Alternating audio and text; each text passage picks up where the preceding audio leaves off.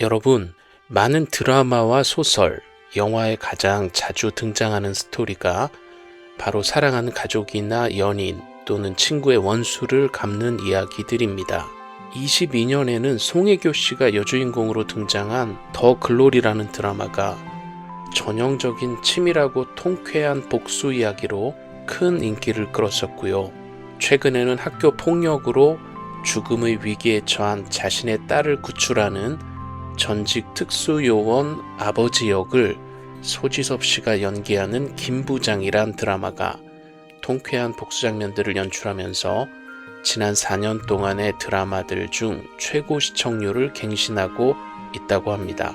이렇게 어쩌면 거기서 거기인 뻔한 복수 이야기들이 여전히 큰 인기를 누리는 이유는 우리들이 본능적으로 누군가의 억울함이 풀리고 악에 대한 확실한 응징, 복수를 원한다는 증거입니다. 아마 저나 여러분도 각자의 인생 속에서 큰 피해를 주었던 원수 같은 존재가 분명 있을 텐데요. 법이라는 테두리 때문에 행동으로는 위의 드라마들처럼 통쾌한 복수를 못하지만 남들이 볼 수 없는 우리 생각 속에서는 이미 드라마 속 같은 통쾌한 복수를 여러 번 했을 수도 있겠네요. 성경에 보면 창조자인 신의 사랑의 대상으로 창조된 피조물인 인간이 스스로 신의 원수가 됩니다.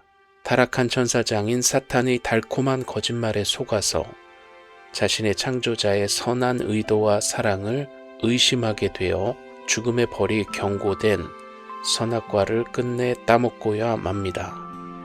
영원할 것 같던 사랑과 신뢰의 관계에 큰 균열이 생깁니다.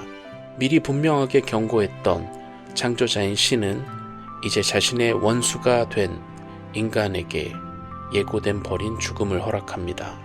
사랑 자체인 동시에 정의로운 창조자인 신이 정말로 존재한다면 그는 반드시 이렇게 해야만 합니다.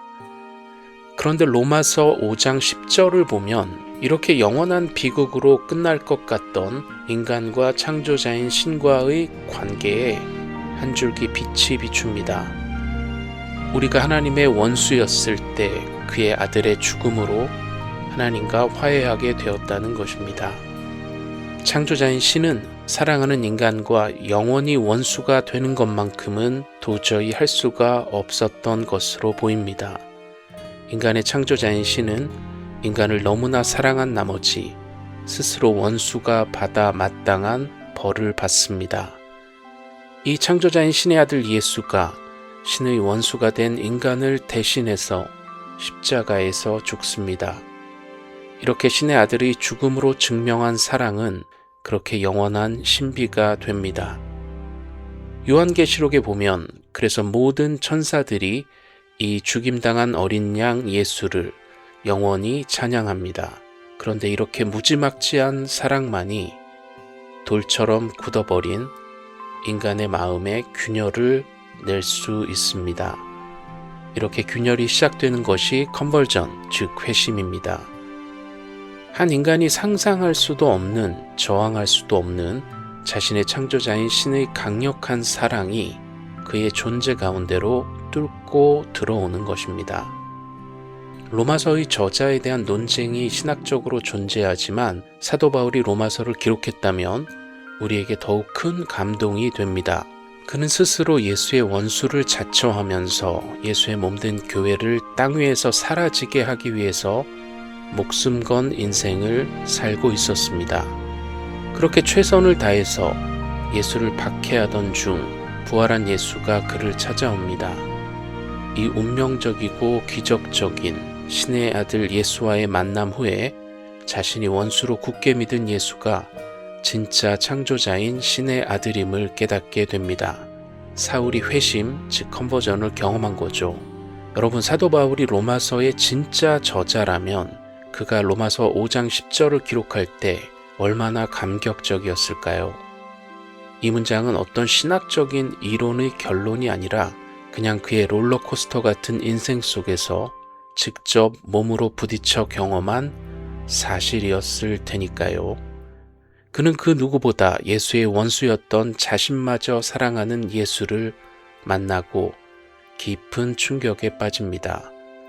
나아가 그 예수는 그의 철천지 원수였던 자신에게 이방인의 사도라는 중차대한 임무를 맡깁니다. 받을 자격이 없는 자에게 주는 은혜입니다. 그래서 바울은 회심 후에 자신처럼 예수를 통한 창조자인 신의 사랑을 공격하거나 무시하며 스스로 원수로 살아가는 많은 사람들에게 자신이 직접 경험한 원수마저 사랑하는 이 예수의 사랑을 목숨 걸고 전달합니다. 자신이 바로 그런 원수를 사랑하는 신의 사랑의 살아있는 증거라고, 자신이 바로 그 최악의 죄인이었다고. 저의 과거 녹음 중 최악의 죄인 바울 이야기도 한번 들어보시고요. 여러분, 제가 이런 녹음을 하고 있지만 저는 여전히 저에게 큰 피해를 준 원수 같은 사람들을 진심으로 용서하지는 못합니다. 솔직하게 저의 딜레마입니다. 저는 시편에서 다윗이 원수들을 철저히 벌해달라는 신에 대한 기도들에 오히려 위로를 받곤 합니다. 신이 우리 대신 원수를 갚아준다는 성경 속 문장에 희망을 걸어봅니다. 우리의 창조자인 신과 그 아들 예수처럼 원수를 사랑하고 원수를 대신해서 죽는 것은 그렇게 참 어렵습니다.